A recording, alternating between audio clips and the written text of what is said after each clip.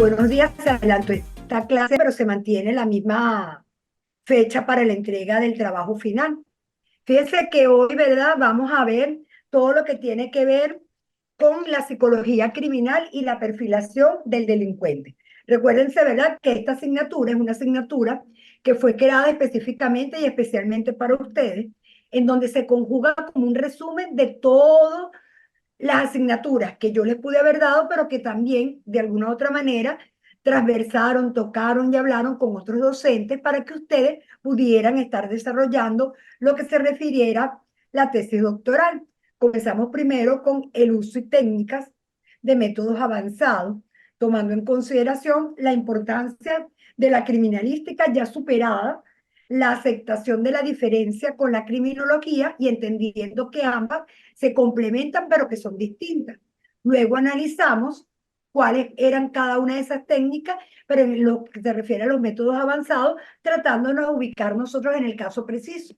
Y hoy vamos a conversar sobre que la criminalística se transversa y se comunica con otras ciencias auxiliares y con otras disciplinas que tienen que ver con la perfilación del delincuente, que no es más que la perfilación criminal, que se relaciona con la psicología criminal.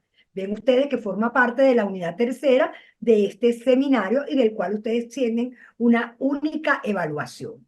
Cuando nosotros hablamos de la psicología criminal, que es lo primero que tenemos que ubicarnos en tiempo y espacio, tenemos que señalar que más allá de que la misma la psicología per se es considerada una ciencia y que estudia la conducta humana, cuando la relacionamos con la psicología criminal, es visualizada por los estudiosos en el área penal como una ciencia interdisciplinaria o una disciplina, puesto que combina, ojo, lo que tiene que ver la psicología, la conducta, con la criminología y el derecho penal. Por ende, quienes les den a ustedes clases siempre de psicología criminal, lo más apto sería que sea que sea un psicólogo, pero un psicólogo abogado, para que pueda tener la compaginación de ambas, de lo que conlleva esta disciplina. Ella tiene como fin estudiar, o el objeto, el comportamiento criminal, pero desde una perspectiva psicológica, es decir, la conducta. Pues el fin último es prevenir, pero también abordar y determinar cuáles fueron los factores de por qué se cometió un hecho delictivo, pero desde el área de la conducta delictiva.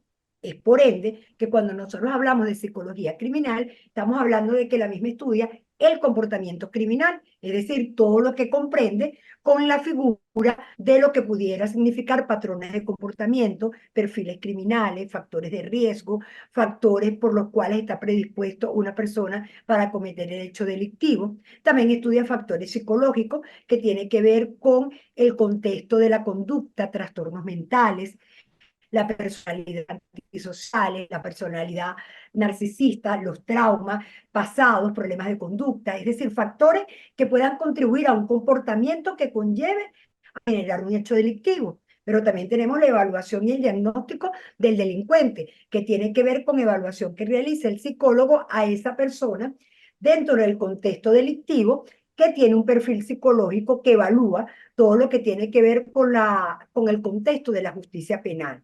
También pretende la psicología estudiar la prevención del crimen, es decir, ubicar, saber, determinar cuáles son esos factores de riesgo para poder evitar que estos mismos se lleguen a generar de manera reiterativa, para luego llegar a una perfilación criminal que tiene que ver con un área de la psicología que guarda relación con la conducta tanto criminal como psicológica, que permite a las autoridades identificar esas personas con patrones de comportamiento. Vale la pena señalar que en los actuales momentos el CICPC tiene desde hace 2 años, creo, Manuel lo puede rectificar, ya una unidad específica de perfilación criminal.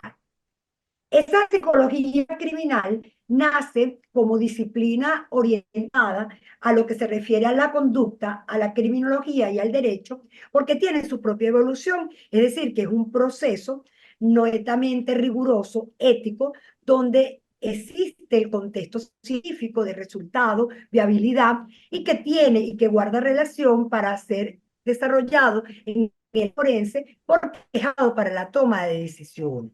Cuando nosotros hablamos de esa evaluación psicológica, estamos hablando de procesos fundamentales que tienen que ver con la conducta delictiva.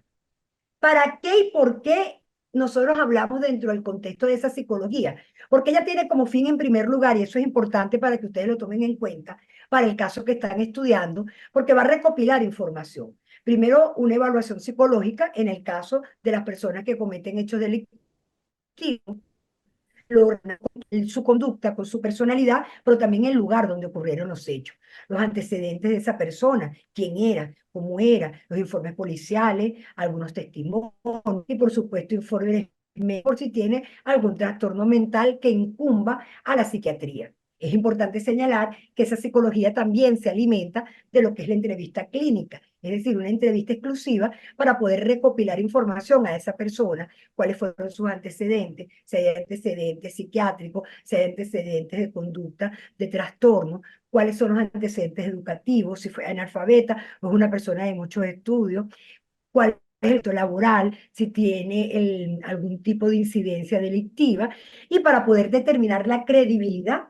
de ese testigo, para luego llegar a efectuar una evaluación psicológica que tiene que ver con pruebas propias estandarizadas, que son técnicas de evaluación para evaluar, valga la redundancia, y analizar y estudiar la personalidad, pero también el estado emocional, las capacidades cognitivas, las evaluaciones que puedan incluir pruebas de personalidad, riesgo de violencia, entre otros test. Es decir, que esa evaluación va a permitir evaluar el riesgo que tiene que ver con casos criminales, en lo que se refiere a la evaluación, determinar medidas de seguridad, entre otras.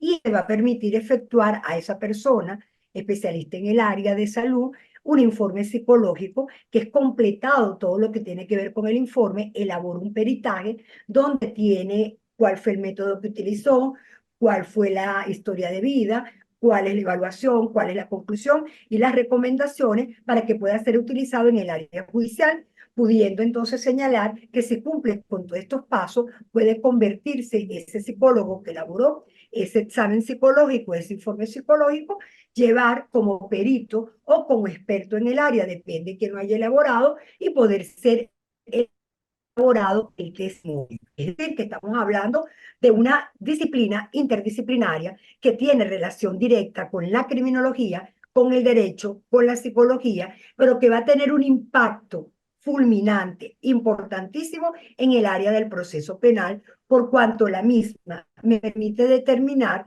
factores propios que te dan la criminología, que tiene que ver el por qué ocurrió el hecho, en cuanto a la persona, a la personalidad, su historia de vida, pero va mucho más allá. La psicología criminal siempre pretende buscar la prevención del delito en el momento de poder determinar no solamente por qué esa persona llegó a cometer el delictivo, sino evitar que lo vuelva a cometer si ese fuera el caso. Es por eso que la psicología se relaciona directamente con la perfilación criminal. Fíjense que la perfilación criminal es una técnica de investigación que es utilizada propiamente y reconocida por toda la criminalística y por todas las áreas del derecho para poder identificar características probables del delincuente. Es decir, que yo evalúo ya no solamente la conducta del delincuente, sino que evalúo a la persona que cometió el hecho delictivo, analizo su comportamiento dentro de la escena del crimen. Es decir, no es lo mismo hacer una perfilación a un femicida, a una perfilación a un abusador sexual en el contexto de la escena del crimen. También no es lo mismo la manera que ocurren cuando las personas mutilan a una mujer y la colocan en una maleta, o sencillamente cuando tenemos lavado de activos, que son perfilaciones distintas, porque tiene que ver mucho con el modus operandi del delincuente. Es decir, la perfilación criminal se caracteriza porque generalmente el delincuente siempre va a dejar una huella, como su firma, en lo cual lo va a permitir identificar y que ustedes bien lo pueden identificar en la película. Nosotros, ¿verdad? Vemos entonces que esa perfilación criminal guarda relación con el tratamiento y con el método, donde se va a utilizar de acuerdo al caso para poder determinar específicamente asesinatos, perfiles generados que puedan ayudar al investigador y sencillamente evitar y verificar si existen algún tipo de cooperadores o no. ¿A qué conlleva esa perfilación criminal? Bueno, la perfilación criminal conlleva sencillamente de que van a existir diferentes tipos de perfilación. Existe la perfilación que para los estudiosos llaman geográfica, que tiene que ver con la ubicación del crimen. Para la criminología, recuérdense que aquí también se permea la criminología, es muy importante cuando el crimen ocurre en zonas calientes, en zonas frías, en zonas aisladas, en zonas pobladas, en zonas con determinadas características geográficas, por ejemplo, para el lavado de activos que puedan tener incidencia con pocos controles, etcétera. Eso permite entonces también evaluar que también la perfilación puede ser una perfilación netamente conductual, es decir, que se basa en la conducta, llamemos, ¿verdad?, de la persona que cometió esos hechos delictivos y que se comía de alguna otra manera a las víctimas. O la perfilación basada en la psicología, que tiene que ver el contexto de la personalidad. Es un narcisista, por ejemplo, en materia de género. Ese narcisista tiene determinadas características. ¿Cómo lo perfilo para poder prevenir y determinar esos rasgos? ¿Para qué existen diversos tipos de perfilación? Porque las perfilaciones permiten desarrollar recopilaciones propias del crimen, que es lo que me aparta de la criminología y es lo que se une. ¿Por qué digo propias del crimen? Porque yo no analizo solamente al delincuente de manera aislada, sino que lo relaciono a la persona que cometió el hecho delictivo con el lugar donde se cometió el delito, las personas que pudieran haber visto ese delito, patrones de comportamiento que sean relevantes o que pudieran guardar relación o que se hayan cometido anteriormente, antecedentes, trastornos, entre otros. Muchas veces la aplicación ha ido como contexto de limitación que se le cuestiona el contexto de la validez por los perjuicios que tienen las personas. Sin embargo, la perfilación sale adelante y señala de que ella tiene una validez científica porque ella no se apoya previamente en el contexto de un simple funcionario policial, sino que tienen un equipo multidisciplinario que desarrollan y que están apoyados tanto en la psiquiatría, en la criminología, en la psicología, entre otras. Por ende, es que ha sido aceptado ya a nivel mundial, gracias a Dios Venezuela también lo está desarrollando, que la perfilación forma parte para la resolución de casos. Es decir, que la perfilación me permite no solamente determinar casos complejos, sino determinar casos que pudieran ser parecidos a otros, que pudieran llegar a generar un contexto de tener cuáles son las características propias del lavador de activos, cuáles son las características del terrorista en Venezuela, que es diferente al terrorista en París o en España, cuáles son las características del abusador sexual o del violador en serie en Venezuela, entre otros, para poder generar propiamente un contexto de la que perfilación forma parte del desarrollo de expertos en el área que se especializan en el desarrollo de ello. Por ende, es importante que ustedes recuerden que la perfilación propiamente es conocida y es desarrollada a partir de los años 70, cuando su propio origen viene dado del FBI, específicamente con Robert Leslie, quien señala que conceptos psicológicos y criminológicos permiten apoyar el comportamiento para poder evaluar la conducta, es decir, el impulso de esas personas. Los investigadores se dieron cuenta que el comportamiento era importantísimo para poder identificar el móvil del delito, porque generalmente los delincuentes dejan una huella o lo que llaman los perfiladores dejan una firma. Eso permite que la psicología y la criminología avanzada tomen en cuenta propias teorías, fundamentos para poder determinar el contexto. Es decir, que la perfilación acota y se desarrolla para poder convertirse en una herramienta de resoluciones de crímenes, para poder determinar una persona apareció en una quebrada muerta hace 2 semanas, eso fue una noticia hace poco, fueron los perfiladores del 6CPC con una ayuda, ¿verdad?, de equipos que lograron determinar de alguna otra manera quién era esa persona que pudo haber cometido el hecho delictivo. Es decir, que estamos hablando, y ustedes deben entenderlo de esa manera, que la perfilación nace como una respuesta propia a la necesidad de lograr desafiar a los propios criminales en la resolución de esos crímenes que se están efectuando. Por ende, la perfilación criminal tiene una relación directa con el comportamiento delictivo, es decir, con la conducta. Y tiene relación directamente con el comportamiento delictivo y con la conducta porque estamos hablando de que ella se enfoca en la acción criminal. Y se enfoca en la acción criminal porque se enfoca en el comportamiento. Y entiende, acepta, asimila. Fíjense que ella como herramienta es sumamente bondadosa y blanda. En el orden de la idea, después vamos a preguntar Cuando nosotros entendemos que la perfilación se asoma y se entreversa con la psicología criminalística al poder evaluar esa escena del crimen, esta perfilación y la psicología se van a valer de las entrevistas. Es importante que ustedes tomen en consideración que cuando nosotros hablamos de entrevista, hablamos en primer lugar de la entrevista de la persona que pudo haber cometido el hecho punible. Esa entrevista es elaborada por investigadores capacitados o por psicólogos forenses para poder obtener la información que sea relevante. No es lo mismo entrevistar al sospechoso, entrevistar a una víctima o que entrevistar a un testigo. Por ejemplo, cuando yo entrevisto a un testigo, a mí lo que me interesa fundamentalmente es verificar si el testigo es referencial o es presencial, si la entrevista tiene algún tipo de relación directamente con los hechos o de qué manera pudiera llegarse a efectuar con respecto a la manera de lo que se vaya a evaluar.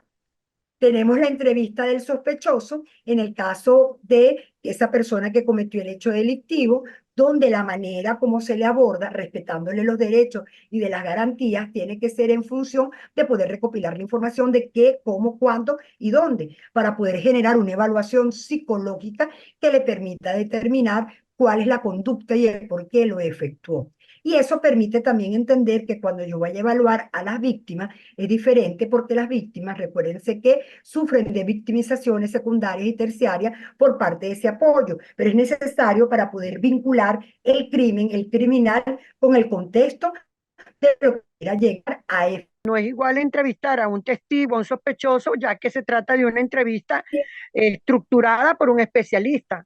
Siempre tiene que ser por un especialista. Y cuando nosotros hablamos de un especialista, recuérdate que estamos hablando de que ese especialista, ¿verdad? No necesariamente es un psicólogo.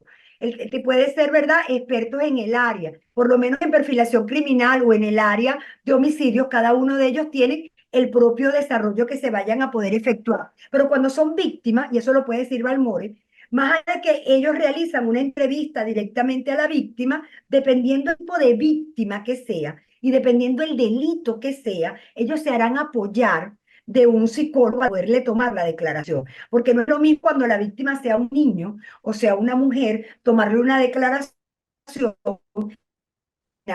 la persona el testigo para poder determinar los detalles, porque la persona dice que estaba oscura, pero resulta que la persona es ciega, la persona dice que escuchó, pero resulta que tiene un aparato para escuchar. Es todos esos elementos que está evaluando el experto al entregar ese testigo y poder verificar la importancia que tiene. De ahí, ¿cuál es la importancia? Las preguntas que le vaya a realizar, orientadas de acuerdo a la teoría y de acuerdo a la escena del crimen delincuente, porque muchas veces el testigo pudiera llegarse a convertir en un cómplice del hecho delictivo. Eso permite señalar, garantizarle al testigo la protección debida conforme al anonimato. Por eso es que nosotros vemos que existe la ley de protección al testigo, de que colocan en las actas de entrevista que se reservan los datos. Sin embargo, desde mi postura muy personal, esa reserva de datos resulta poco viable porque le colocan MB, le colocan otro contexto y no lo hacen conforme a la ley de protección a la víctima, lo simplifican o lo confunden con la ley orgánica de delincuencia organizada y financiamiento al terrorismo y bueno, y en definitiva se convierte en algo que pudiera estar viciada de nulidad absoluta.